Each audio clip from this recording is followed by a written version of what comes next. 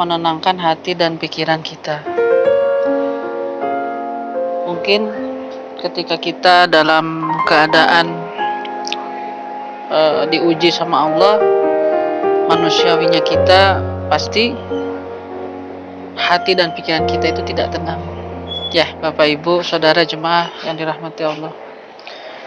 Mungkin dalam kehidupan memang tak selalu berjalan dengan mulus dan sesuai dengan harapan yang kita inginkan.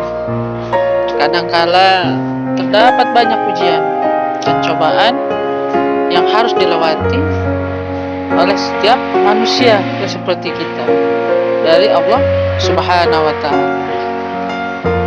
Seharusnya segala cobaan tersebut harusnya itu membuat kita tuh menjadi semakin kuat dan dekat dengan Allah Subhanahu wa Ta'ala.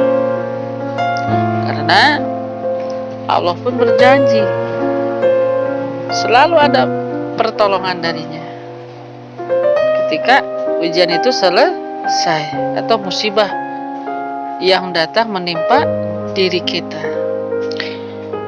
Hal itu selayaknya Bapak Ibu Saudara jemaah yang dirahmati Allah, dalam Al-Quranul Karim surah Al-An'am ayat 17 yang artinya, dan jika Allah menimpakan suatu bencana kepadamu, tidak ada yang dapat menghalanginya selain Dia, yaitu Allah.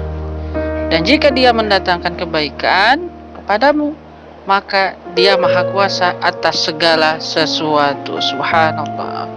Quran surah Al-An'am ayat 17. Nah, bagaimana nih ketika kita diuji dalam musibah, cara menenangkan hati dan pikiran kita supaya tidak cemas, gelisah, gitu kan?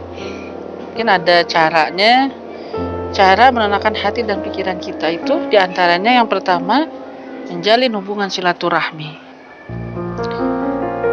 Yang kedua, membaca atau mendengarkan kitab suci Al-Quran. Karena kita sebagai orang muslim, coba deh Bapak Ibu Saudara yang dirahmati Allah. Yang ketiga, kita tuh merasa bersyukur atas nikmat Allah Subhanahu wa Ta'ala, terutama yang diberikan hari ini.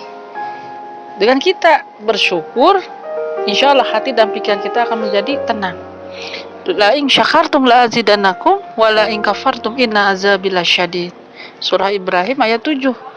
Jadi setiap kata Allah, siapa yang bersyukur akan bertambah tuh nikmatnya. Tapi sebaliknya, ketika kita dalam keadaan tidak bersyukur, inna azabi lasyadid.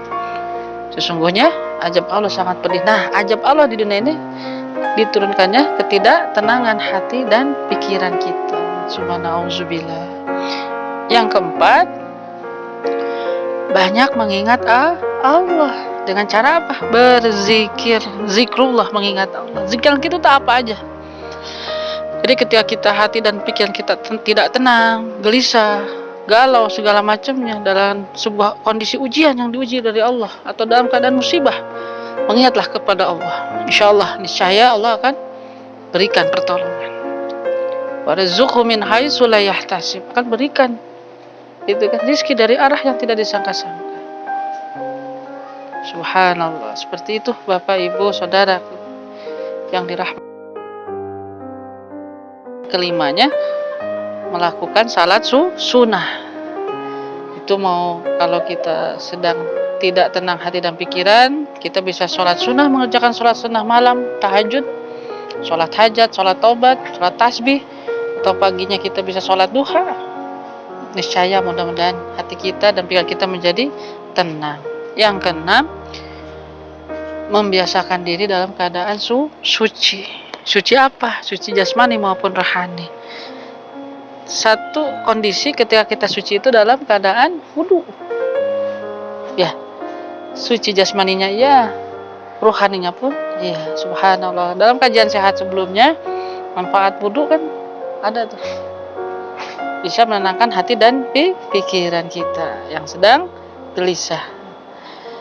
Yang terakhir, nah ini yang ketujuh, tetap berpikir positif, yaitu husnuzon.